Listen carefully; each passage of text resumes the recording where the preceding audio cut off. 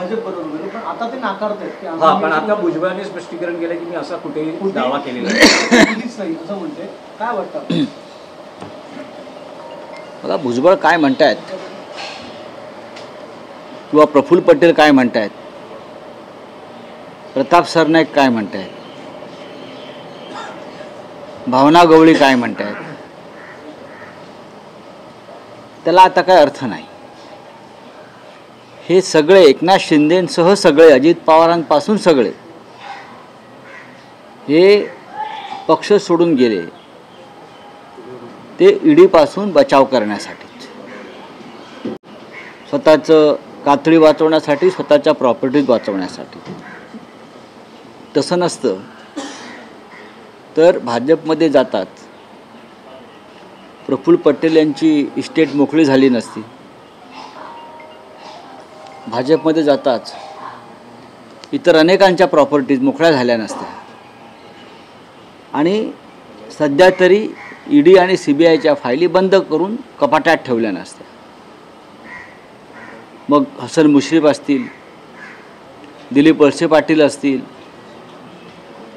शिवसेनेतून फुटून गेलेले आमचे लोक असतील, या सगळ्यांचं पलायन हे ईडीला घाबरून झालेलं आहे.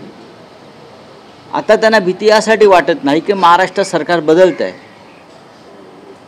आणि जे काही साध्य करून घ्यायचं होतं ते मागच्या 2 वर्षात त्यांनी करून घेतलेलं आहे. हे जे बाजूला मुलुंडचे नागडे पोपटलाल आहे ते सगळ्यांना तुरुंगात टाकायला निघालेच होते ना. आता त्यांचा आवाज बंद झाला. का बंद झाला? त्यांच्या घशात काय गेलं आहे? जर त्यांचा आवाज बंद झालेला आहे, त्यांच्या घशाला बूच बसला आहे, याचा अर्थ ईडीची कारवाई थांबली किंवा थांबवण्यात आली.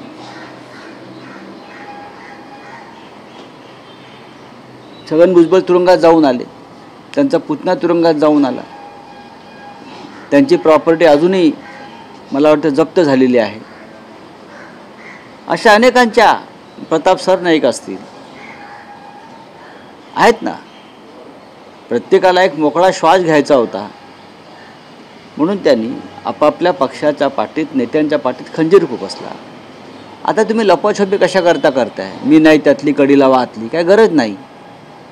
झालंय, मान्य केलंय, पळून गेलात, संपला विषय.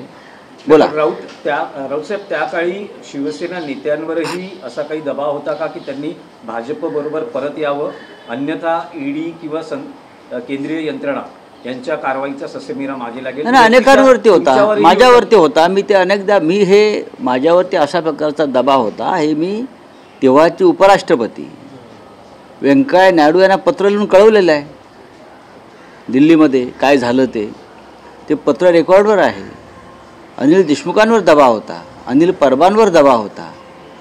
वायकर पळून गेले. वायकरवरती दबाव नव्हता असा तो वायकर सांगेल का? हे जे म्हणतात दबाव नव्हता, रवींद्र वायकर हे कालपर्यंत आमच्याबरोबर होते, दुसऱ्या दिवशी निघून गेले, फाईल बंद झाली, BMC मधले गुन्हे मागे घेण्यात आले किंवा इतर गुन्हे मागे घेण्यात आले. ईडीचा दबाव हेच पक्षफोडी मागचं मुख्य हत्यार होतं. राऊत, पण दबाव म्हणजे नेमका काय दबाव होता? नेमकं काय सांगितलं जायचं? नाही, दबाव अशा प्रकारचा असतो की प्रमुख काम करणारे जे लोक, नेते असतात, त्यांनी आपला पक्ष सोडायचा आणि भाजपच्या तंबूत जायचं. शिवसेना म्हणजे उद्धव ठाकरे यांच्या नेतृत्वाखालच्या शिवसेनेला सोडायचं, त्याग करायचा, खंजीर खुपसायचा. खंजीर ते आणून देतात, धार काढलेला, बरं का, आणि कुठे मारायचा तेही सांगतात. आमच्यासारखे जे लोक आहेत ज्यांचं अख्खं आयुष्य बाळासाहेब ठाकरेंबरोबर गेलं, आम्ही तोंडावर सांगितलेलं आहे की आम्ही मरण पत्करू पण शरण जाणार नाही. पण काही कमजोर हृदयाचे माणसं असतात, शरीर वाघाचं आणि काळी धुंदराचं, बरं का, तर ते रडकाळ्या फोडत असतात खूप एरवी, पण त्यांचं काळीचे उंदराचंच होतं, हे आम्ही नंतर पाहिलं. राऊतसाहेब, अनिल देशमुखांनी सांगितलेलं की त्यांना देवेंद्र फडणवीसांमार्फत कोणत्या व्यक्तींमार्फत निरोप पोचवले गेले. हो, आहे ना. तुमच्या बाबतीत काही कोणी माणसं? मी त्या संदर्भातलं सविस्तर पत्रच त्या काळात उपराष्ट्रपती, राज्यसभा चेअरमन यांना लिहिलेलं आहे आणि तो आपण अनेकदा ते प्रसिद्धही केलेलं आहे. ईडीकडनं सुटका म्हणजे पुनर्जन्म असं भुजबळ म्हणतात, मात्र येणाऱ्या काळात अनेकांचा पुनर्जन्म देखील होऊ शकतो. बघा, ईडीतून सुटका म्हणजे पुनर्जन्म असं मी मानायला तयार नाही. मी स्वतः त्या कारवाईतून गेलेलो आहे आणि आमचा पुनर्जन्मावरती विश्वास नाही. आपण मनुष्य आहोत आणि पुनर्जन्म वगैरे सगळं झूट आहे. मुळात आम्ही मेलोच नव्हतो. आमचं जमीर जिवंत होता. आम्ही वाकलो नाही, झुकलो नाही. आम्ही ताटपणे उभे राहून लढत राहिलो आणि म्हणून आज आम्ही स्वाभिमानाने जिवंत आहोत. रावसाहेब, आणखी एक विषय होता. मनसे अध्यक्ष राज ठाकरे त्यांच्या भाषणातून असं म्हणत आहेत की सत्ता द्या, 48 तासात मशिदींवरील भोंगे उतरवणे. हा भोंगा आम्ही गेले 20-25 वर्ष ऐकतो आहोत. त्यासाठी सत्तेची गरज नाही, अजिबात सत्तेची गरज नाही. तुम्ही प्रत्यक्षपणे मोदी शहांबरोबर आहात म्हणजे सत्तेबरोबरच आहात. तुम्ही फडणवीसांबरोबर आहात म्हणजे सत्तेबरोबरच आहात. तुमच्या हातात सत्ता येईल नाही येईल हा पुढला प्रश्न. पण एखाद्या पक्षाचा कार्यक्रम असतो, त्यासाठी सत्तेची गरज नसते. शिवसेनेनं गेले 50-55 वर्ष कोणत्याही सत्तेशिवाय अनेकदा आपले अनेक कार्यक्रम राबवलेले आहेत. आदित्य ठाकरेंच्या बाले किल्ल्यात राज ठाकरेंनी काही शब्द काढले नाहीत, भाष्य केलं नाही. काकांनी फुटण्यासंदर्भात काही विचार केला मला माहीत नाही त्याच्याविषयी. मी काय परप्रांतीयांचा मुद्दा देखील त्यांनी यावेळी उपस्थित केलेला. मुंबईत जर सत्ता आली तर मुंबई 24 तासात साफ म्हणजे कशी करणार साफ? कशी काय साफ करणार? बोलायला सोपं असतं.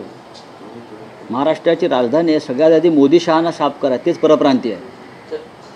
सगळ्यात आधी मोदी शहा अडाणी यांना साफ करा. या परप्रांत्याने मुंबई नासवली आहे आणि मुंबई आमच्या हातातून काढून घेण्याचं षडयंत्र त्याने रचलेलं आहे.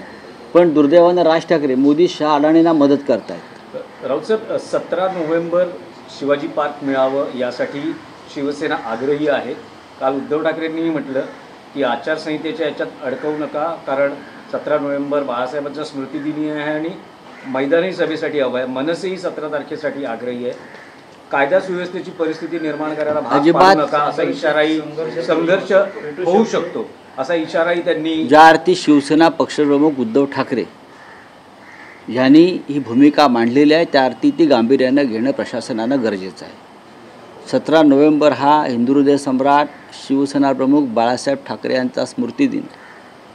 महाराष्ट्राच्या कानाकोपऱ्यातून तिकडे लोक येतील. त्याच्यामुळे त्या दिवशी तिथे सभेलाही परवानगी माननीय उद्धव ठाकरे साहेबांच्याच मिळायला पाहिजे होती. पण एक दिवस आधी अर्ज दुसऱ्या पक्षानं दिला म्हणून त्यांना ती जागा मिळते. संध्याकाळी त्यांची सभा आणि दिवसभर तिथे आमचा शिवसेनेचा आणि बाळासाहेब ठाकरेंच्या चाहत्यांचा राबता असेल. म्हणजे तिथे त्यांना अडवलं जाईल बाळासाहेबांच्या भक्तांना, शिवसैनिकांना. आणि तसं झालं तर तिकडे खरं म्हणजे खरोखर संघर्ष व्हायची शक्यता मला वाटते आहे.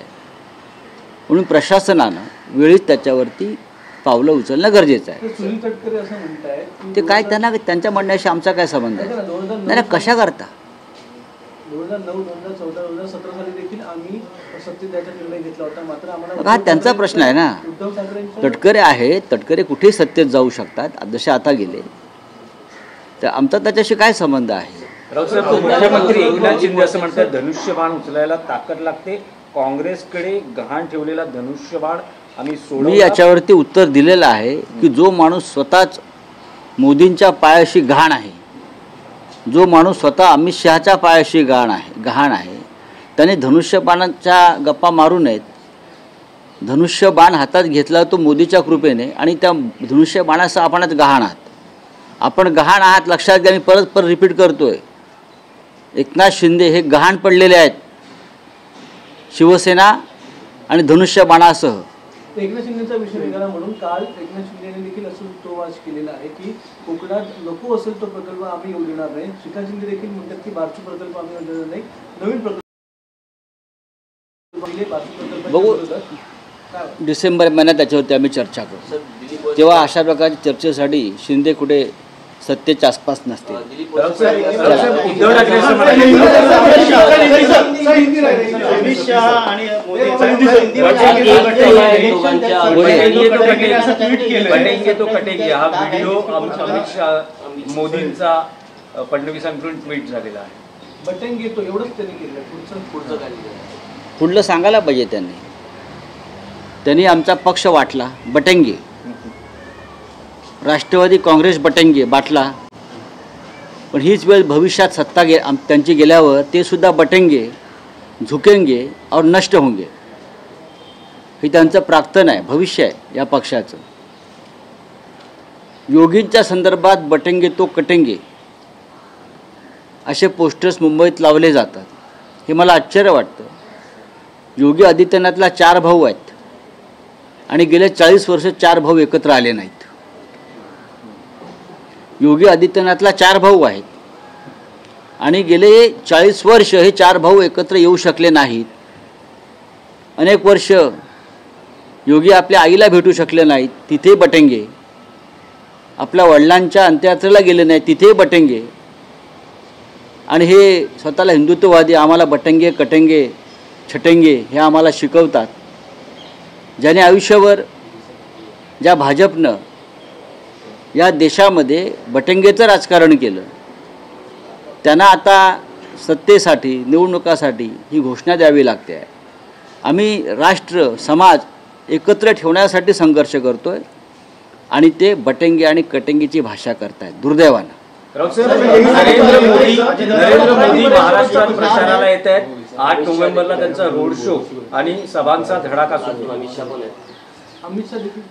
अमित शहा, नरेंद्र मोदी हे बहुतेक पुढला काही काळ मुंबईतच मुक्कामाला राहणार आहेत. ते राजभवनात राहत आहेत की अन्य कुठे राहत आहेत ते पाहावं लागेल. पण ते त्यांचं सगळं दिल्लीतला बाडविस्तारा घेऊन किंवा गुजरातचा बाडविस्तारा घेऊन त्यांची व्यवस्था गौतम अडाणींनी केली राहायची असं मला कळलं आहे मुंबईमध्ये. आणि या काळामध्ये मुंबईत राहून ते त्यांचा बटेंगे कटेंगेचा कार्यक्रम पुढे नेतील. पण ही मुंबई आणि महाराष्ट्रांना बटणार ना कटणार. मराठी माणूस एकसंघ राहील, एकत्र राहील आणि तुम्हाला पळवून लावेल.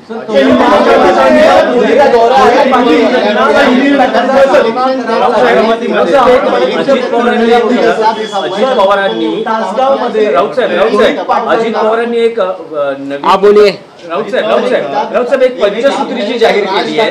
राऊत साहेब हिंदी एक किताब है the election day surprise India, उसमें दावा किया हुआ है छगन भुजबल ने, मतलब ये दावा है छगन भुजबल की ओर से कि ईडी के डर से कई लोग जो है वो पार्टी छोड़कर गए हैं शरद पवार के साथ, जिससे हमने चर्चा की थी, लेकिन वो चर्चा सफल नहीं हुई और अजित पवार के समर्थन से फिर हमने वो. देखिए, ये बात अब छुपी नहीं है. चाहे शिवसेना हो, चाहे एनसीपी हो, ईडी की डर से ही उनको तोड़ा गया.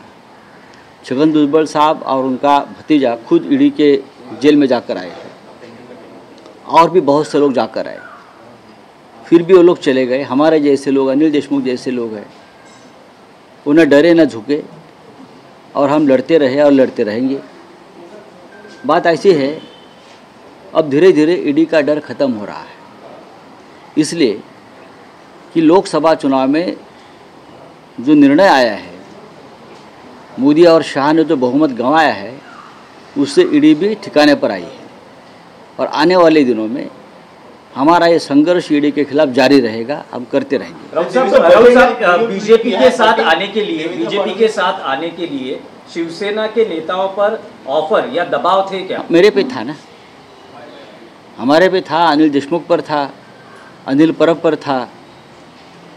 जो भागकर चले गए वो मुख्यमंत्री बन गए, मंत्री बन गए. उनके सामने एक प्रस्ताव रखा था, मुख्यमंत्री मंत्री बनना है क्या जेल जाना है. लोगों ने मुख्यमंत्री और मंत्री बनने का रास्ता चुना, हम लोगों ने जेल जाने का रास्ता चुना, क्योंकि हम स्वाभिमानी है, अभिमानी है, महाराष्ट्र प्रेमी है.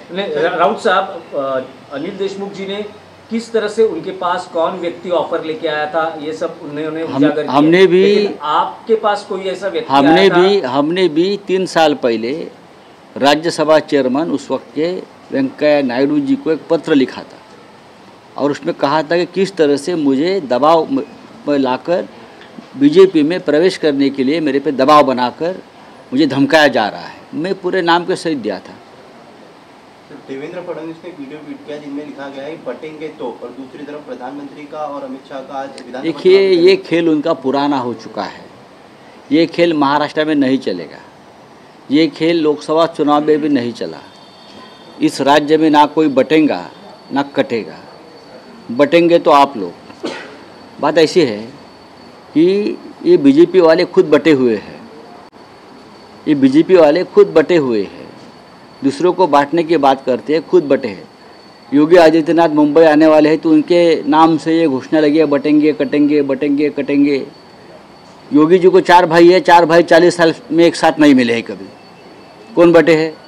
योगी अपने माँ बाप को नहीं मिल सकता है कभी जाकर, योगी जी। हाँ, उनके पिताजी का देहांत हो गया, योगी जी वहाँ नहीं गए। क्या बटने के बाद? अपना परिवार एक नहीं है, आपका परिवार बटा हुआ है सबका। मोदी जी का परिवार बटा हुआ है और आप क्या हमको बटेंगे कटेंगे की बात करते हो? चले सवाल है 48 घंटे में सत्ता दो, 48 घंटे में मस्जिदों के ऊपर जो लाउडस्पीकर लगा है वो निकाल देंगे। अभी भी वो सत्ता में है ना। मोदी और शाह जी के साथ उनके समर्थन में अगर राज ठाकरे जी खड़े हैं तो सत्ता उनके हाथ में है। इतनी बड़ी सत्ता हाथ में है तो आपको किसने रोका है? ये नाटकबाजी बंद करो। सर, कवठे महाकाळचा प्रश्न आहे की तासगावमध्ये रोहित पाटलांना सांगली पॅटर्नचा सामना करावा लागेल असं आपण थोड्या दिवसांपूर्वी म्हणाला होता. आता तिकडे संजय काका पाटलांना समर्थन दिलेले स्थानिक शिवसैनिकांनी प्रदीप माने ते तिकडे तालुकाध्यक्ष. काय वाटतं त्या ठिकाणी नेमकं काय होईल? जर रोहित पाटलांना समर्थन द्यायचं आर पाटील यांच्याविषयी आम्हाला सदैव प्रेम आणि आस्था राहिली. आम्ही त्यात लक्ष घालू काय नक्की झालं आहे आणि ही वेळ तिकडल्या शिवसैनिकांवरती का आली या संदर्भात मी माहिती घेईन आणि नंतर बोलेन. थँक्यू. फेक नैरेटिव फैलाने के